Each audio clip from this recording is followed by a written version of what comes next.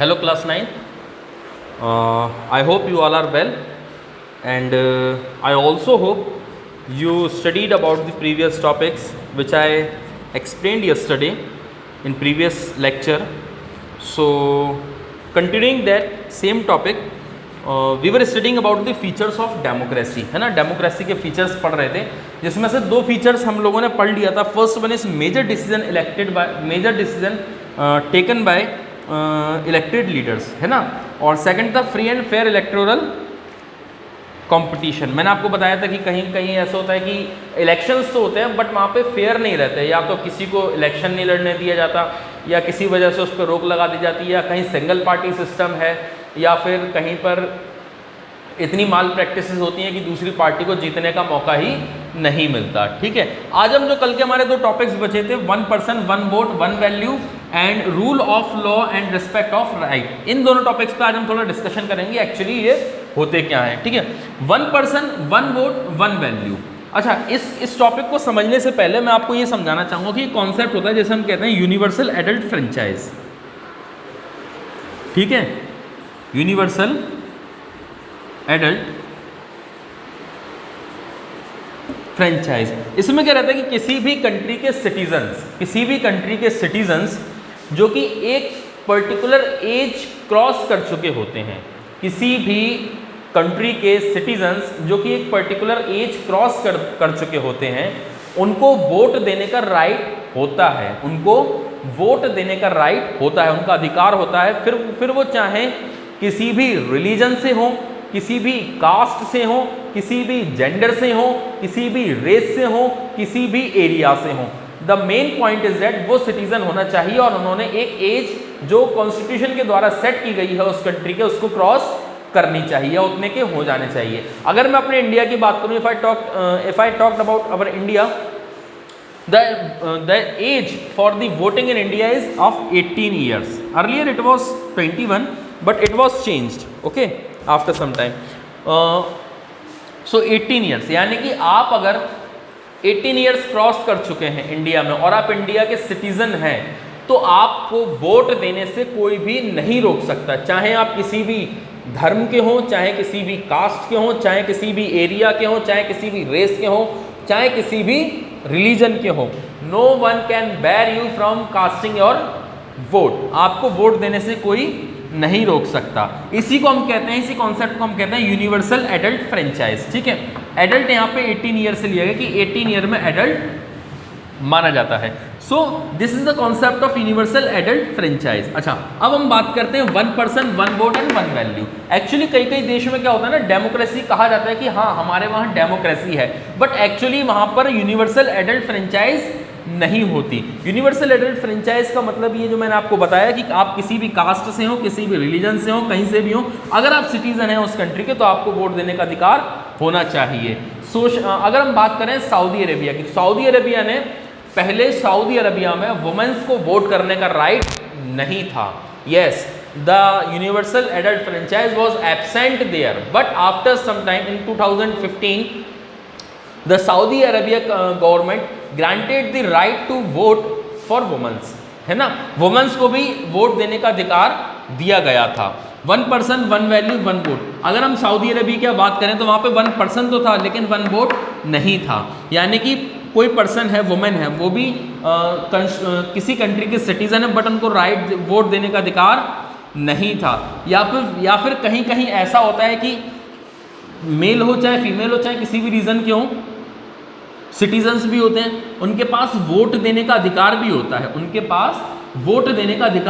But उनके vote की जो वैल्यू है वो डिफरेंट रहती है। Yes, it is the example of Fiji. Fiji एक कंट्री है छोटी सी, ठीक है। वहां पर 2 टाइप्स के पीपल पाए जाते हैं, एक original Fiji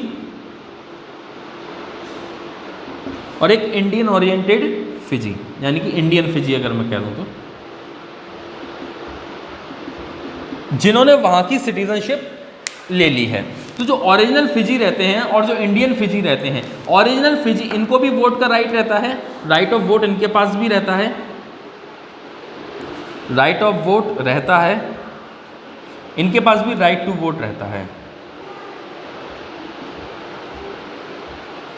but the difference is that यहाँ के जो ओरिजिनल फिजियंस रहते हैं उनके वोट की वैल्यू ज़्यादा रहती है, और इंडियन जो फिजियंस रहते हैं उनके वोट की वैल्यू कम रहती है। यानी कि अगर कोई डेमोक्रेटिक कंट्री है तो उसका ये फीचर होता है, अगर ये फीचर एब्सेंट हो रहा है यानी कि वहाँ पे भी कंप्लीट डेमोक्रेसी नहीं आई है। 1 पर्सन 1 वोट 1 वैल्यू, यानी कि अगर कोई एक इंसान है तो उसका एक वोट होगा और उसके वोट की वैल्यू उतनी ही होगी जितने किसी दूसरे पर्सन के वोट की वैल्यू है। यहाँ पर अगर हम बात करें ओरिजिनल फिजियन और इंडियन फिजियन, यहाँ पर राइट टू वोट दोनों के पास है, ये भी वोट देते हैं, ये भी वोट देते हैं, but the problem is this कि यहाँ पर जो वोट की वैल्यू ओरिजिनल फिजियंस के पास है उतने वोट की वैल्यू इंडियन फिजियन के पास नहीं है। मान लो अगर ओरिजिनल फिजियन की वोट की वैल्यू 100 है फॉर एग्जाम्पल, तो इंडियन फिजी की वोट की वैल्यू 50 होगी। बात समझ में आ रही है आपको? एग्जाम्पल के तौर पे बता रहा हूँ कि जो ओरिजिनल फिजियन है उनकी वोट की वैल्यू 100 है और इंडियन फिजियन है उनकी वोट की वैल्यू 50 है। यानी कि अगर किसी कैंडिडेट को, मान लो कैंडिडेट ए है और यहाँ कैंडिडेट बी है, इस कैंडिडेट को 2 इंडियन ने वोट करा है, 2 इंडियन और 2 फिजियन, 2 इंडियन और 2 फिजियन ने वोट करा है, और इसको जो वोट करा है वो भी 4 लोगों ने करा है, लेकिन यहाँ पे एक इंडियन और 3 फिजियन हैं। ठीक है, यहाँ पर किन ने करा है? यहाँ पर भी 4 लोगों ने करा है, यहाँ पर भी 4 लोगों ने करा है। यहाँ पे 2 इंडियन हैं, 2 फिजियन हैं, और यहाँ पर भी 2 फिजियन हैं और 3 फिजियन हैं और 1 इंडियन है। तो अब जरा वोट वैल्यू काउंट करें हम। वोट वैल्यू जो होगी 2 इंडियन की है तो 50, 50, 100 और 200, यहाँ पे हो गई 300। 100 वैल्यू 2 इंडियंस की वोट की और 200 वैल्यू 2 फिजियंस की, तो इसका टोटल स्कोर जो होगा वो कैंडिडेट ए का 300 हुआ। अगर हम बात करें कैंडिडेट बी की, तो 1 इंडियन है, 3 फिजियन है, इंडिया का 50, फिजियन का 300, तो यहाँ पे वोट वैल्यू किसका हुआ? इसका 350। तो एक्चुअल में विनर कौन माना जाएगा? Candidate be. बट अगर हम एक बात अगर गौर करने की बात यह है कि यहाँ पर भी 4 लोगों ने वोट करा, यहाँ पर भी 4 लोगों ने वोट करा, बट यहाँ के जो वोटिंग लिस्ट जो वोटर्स थे इस कैंडिडेट बी के, उसके अंदर 3 फिजियंस थे और यहाँ पर सिर्फ 2 फिजियंस थे। इस वजह से इसकी वैल्यू कम रह गई, इसकी ज़्यादा हो गई। 4 वोटर्स के बावजूद भी कैंडिडेट बी जीत जाता है। यानी कि हम ये कह सकते हैं कि फिजी जो कंट्री है वहाँ पर 1 पर्सन 1 वोट 1 वैल्यू की जो फीचर है डेमोक्रेसी का वो फुलफिल नहीं हो पा रहा है। यानी कि हम ये कह सकते हैं कि वहाँ पर जो कंप्लीट डेमोक्रेसी होना चाहिए, मैक्सिमम डेमोक्रेसी होना चाहिए, वो वहाँ पर नहीं है, क्योंकि वहाँ पर 1-2 बंदों के वोट की वैल्यू डिफरेंट है। जैसे कि मैंने आपको सऊदी अरेबिया का एग्जांपल दिया कि वहाँ पर कुछ टाइम पहले तक वुमेन्स को वोट करने का राइट नहीं होता था। यानी कि वहाँ पे 1 पर्सन 1 वोट 1 वैल्यू नहीं था, वहाँ पे सिर्फ 1 पर्सन की कैंडिडेट ये जो है लैग कर रहा था, 1 वोट 1 वैल्यू था। यानी कि जितने लोग वोट कर रहे हैं वो सब के वोट की जो वैल्यू थी वो सेम थी, बट जो 1 पर्सन है वो लैगिंग बिहाइंड कर रहा था, क्योंकि वहाँ पे सिर्फ और सिर्फ मेल को राइट था वोट कास्ट करने का। Okay, so this is the main important and broad concept of 1 vote 1 person 1 value. It is most important. Okay, I hope you get understand by the example of the concept of Fiji. यहाँ पे vote की value आप समझ रहे हो कि actually vote की value होती क्या है। कई जगह ऐसा होता है कि 1 पर्सन के 2 वोट काउंट होते हैं और 1 पर्सन का 1 ही वोट काउंट होता है, जैसे कि मैंने आपको बताया। ठीक है, so I hope you got this concept 1 person 1 vote and 1 value. Okay, now we are getting understand about rule of law and respect of rights. Okay, इसमें मैं आपको एक कंट्री है जिम्बाब्वे का एग्जांपल दूंगा कि जिम्बाब्वे में एक्चुअली होता क्या था। जिम्बाब्वे ने 1980 में इंडिपेंडेंस जो है गेन करी थी, और जिस पार्टी ने इंडिपेंडेंस गेन करने में सबसे ज़्यादा रोल प्ले करा था वही वहाँ पर रूलिंग पार्टी हो चुकी थी। वहाँ पर इलेक्शंस तो होते थे, बट जो वहाँ के प्रेसिडेंट थे उन्होंने कभी भी फेयर इलेक्शन होने की कंडीशन, मतलब वहाँ पे कभी फेयर इलेक्शन हो ही नहीं पाए। वहाँ पर ये था कि रूल ऑफ लॉ नहीं था, वो हर साल कॉन्स्टिट्यूशन में अपनी मर्जी के मुताबिक चेंज कर देते।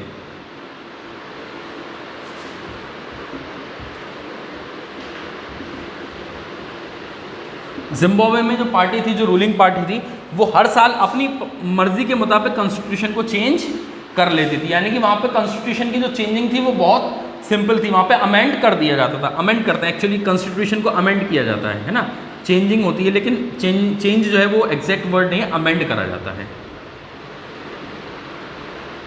उसके अंदर चेंजिंग कर दी जाती है कॉन्स्टिट्यूशन के अंदर, ठीक है। वहाँ पर रिस्पेक्ट ऑफ राइट्स नहीं था, यानी कि अगर अपोजिशन वाले कुछ पब्लिक रैली वगैरह या कुछ प्रोटेस्ट वगैरह करना चाहते थे तो उनको परमिशन नहीं मिलती थी, यानी कि जो वहाँ पे रूल्स थे, जो रूल्स बनाए जाते थे वो फेवर में बनाए जाते थे, फेवर इन रूलिंग पार्टी,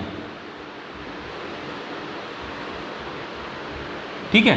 इसके बाद वहाँ पे एक प्रॉब्लम और जो मेन थी वो ये थी कि वहाँ पर इंडिपेंडेंट प्रेस नहीं थी, यानी एक्चुअली न्यूज़पेपर तो था वहाँ पे इंडिपेंडेंट, लेकिन वहाँ पे जो जर्नलिस्ट थे जो उनके अपोज जाने की कोशिश करते थे वो उनको सप्रेस कर देते थे, है ना।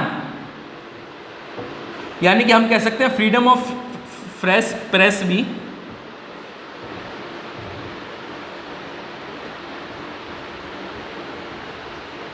यानी कि जो भी उनको क्रिटिसाइज करने की कोशिश करता था, जो भी उनको उनकी अकाउंटेबिलिटी याद दिलाने की कोशिश करता था, उसको गवर्नमेंट अपने अकॉर्डिंग कॉन्स्टिट्यूशन में चेंज करके उसको डिप्रेस कर दिया जाता था। यानी कि कोई भी आवाज़ जो है, डेमोक्रेसी का एक सबसे इंपॉर्टेंट पार्ट ये भी है कि वहाँ पर right of respect of rights रहता है, यानी कि हमारे जो लोग अधिकार हैं उनकी रिस्पेक्ट करी जाती है, और रिस्पेक्ट ऑफ राइट जो है बहुत ज़्यादा इंपॉर्टेंट कॉन्सेप्ट है डेमोक्रेसी के अंदर। अगर रिस्पेक्ट ऑफ राइट नहीं है तो आप मान के चलें डेमोक्रेसी भी सस्टेन नहीं कर सकती, ओके।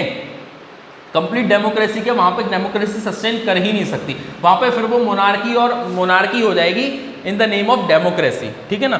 क्यों? क्योंकि respect of right is the most important thing and rule of law, the both are the concept of interconnection, ये एक दूसरे से कनेक्टेड है। रूल ऑफ लॉ क्या होता है? रूल ऑफ लॉ ये होता है कि चाहे कोई भी हो, even it is president, prime minister, ministers, selected representative, all have the same value in the I of law, यानी कि कानून की नज़र में सब बराबर होंगे। ये एक और मोस्ट इंपॉर्टेंट फीचर है डेमोक्रेसी का। अगर ये लैकिंग बिहाइंड कर रहा है यानी कि वहाँ पे डेमोक्रेसी अभी नहीं आई है, ठीक है। रिस्पेक्ट ऑफ राइट मैंने आपको बताया। अच्छा, राइट को, जो हमारे राइट्स हैं इसको प्रोटेक्ट करने के लिए और रूल ऑफ लॉ को मेंटेन करने के लिए इम्पॉर्टेंट है एक मजबूत कॉन्स्टिट्यूशन की। Strong constitution is important for the democracy. Constitution,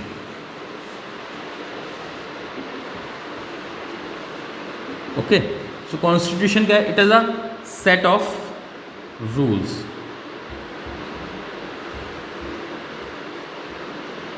which is most important for the rule of law and respect of rights, ठीक है।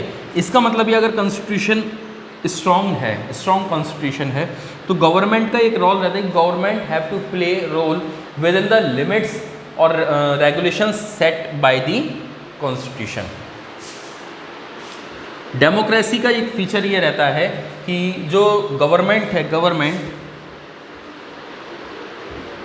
must work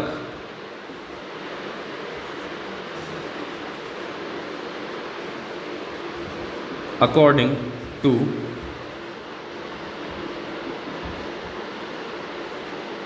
constitution or rules set by constitution। यानी कि अगर government जो है वो constitution के according काम कर रही है तो वो रूल ऑफ लॉ और रिस्पेक्ट ऑफ राइट के अकॉर्डिंग हो पाएगा, अदरवाइज़ वहाँ पर नहीं होगा। क्यों?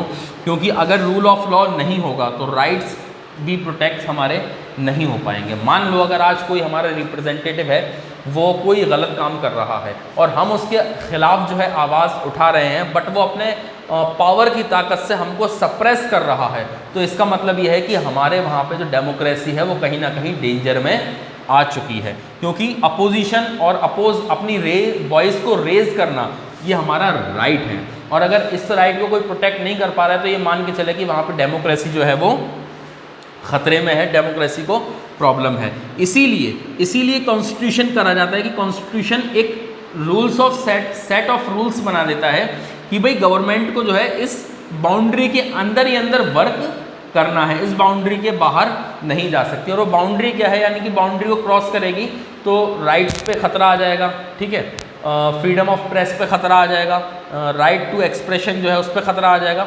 इसीलिए constitution is the most important, कि वहाँ पर रूल ऑफ लॉ को सेट करने के लिए और राइट्स को प्रोटेक्ट करने के लिए हमें कॉन्स्टिट्यूशन की ज़रूरत है, और जिसकी बाउंड्री के अंदर रह के गवर्नमेंट वर्क कर सके। सो this is the two important concept, 1 person 1 vote 1 value, rule of law and respect of rights. So this is the some important features of democracy we have studied.